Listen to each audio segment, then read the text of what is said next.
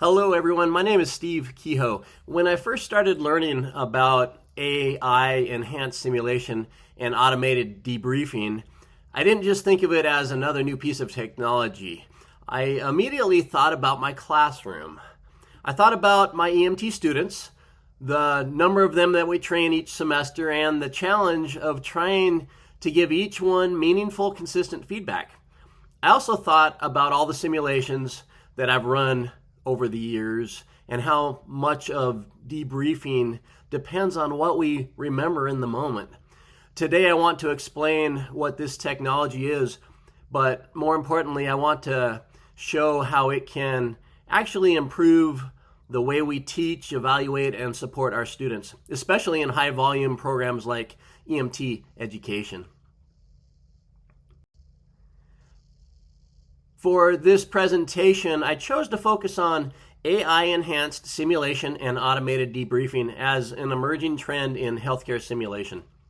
This is something that really caught my attention because it directly addresses a challenge I see in my own EMT program, which is how do we give consistent, high-quality feedback to a large number of students? My program has 30 students in each class, and I teach 3 classes, so I have a total of 90 students. If I were to give 15 minutes to each student for debriefing, it would just overwhelm and eat up all the time that we have.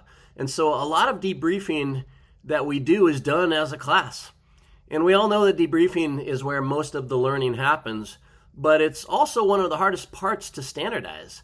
So the technology of automated debriefing is really trying to improve that process in a meaningful way. So at its core, AI-enhanced simulation uses artificial intelligence to analyze what happens during a simulation. It can do things like transcribe communication between students, track the timing of interventions, and identify key decision points. Instead of relying only on what the instructor remembers, the system captures everything and can provide objective feedback afterwards. Some platforms can even flag missed steps or delays in care, which is really powerful when you're trying to reinforce structured assessments like we do in EMT training. This is becoming a major trend because traditional debriefing has some limitations. A lot of it depends on instructor recall, and even the best instructors can miss things, especially when managing multiple students at once. AI helps bring consistency and objectivity into that process. It also supports data-driven learning, which is where education is heading overall. And probably most importantly, it allows programs to scale. When you're dealing with large groups of students like we are, that becomes a huge advantage. This is where I see a direct connection to my own teaching. Again, in our EMT program, we have about 90 students each semester, and that's a lot of learners moving through simulations in a short amount of time. It's very difficult for instructors to catch every detail during a scenario, especially communication, reassessment, and decision-making. There's also the challenge of keeping things consistent between different instructors. AI-supported tools can help standardize that process and make sure students are being evaluated more evenly across the board.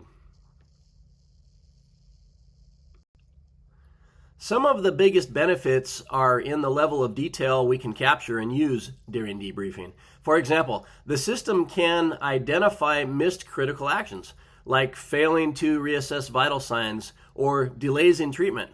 It can also analyze communication, which is something we know is critical in EMS, but often hard to evaluate objectively. Another big one is video-assisted debriefing. Students can actually see what they did, not just hear about it. That self-reflection piece is huge. When students watch themselves, it really reinforces learning in a way that just talking about doesn't always do.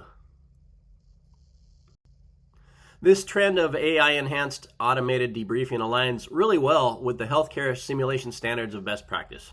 Specifically, it supports structured and objective debriefing, which is a big part of Criterion 9. It also ties into design and outcomes because now we can actually measure performance more clearly. And from a needs assessment standpoint, this technology addresses how to improve feedback quality and consistency. So it's not just new technology for the sake of technology. It actually supports what we already know are best practices. There are several AI-enhanced and automated debriefing platforms that are already available and being used in healthcare education. One of the more advanced options is Learning Space by Elevate Healthcare, especially when combined with AI tools like Ellie. These systems can record simulations, transcribe communication, and even suggest performance scoring. SimCapture by Laerdal is another widely used platform. It's very strong in video capture and structured debriefing, although it's a little less AI-driven compared to some newer systems. CAE also offers simulation platforms that focus more on data tracking and program-level analytics. And then on the VR side, platforms like Oxford Medical Simulation and SimX integrate AI directly into simulation experience and generate automated feedback after scenarios. All of these systems are designed to improve how we capture and analyze student performance.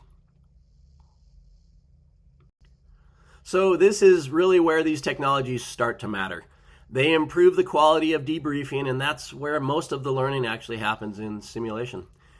For me, one of the biggest advantages is consistency.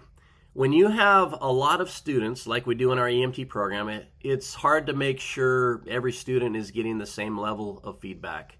These tools really help with that.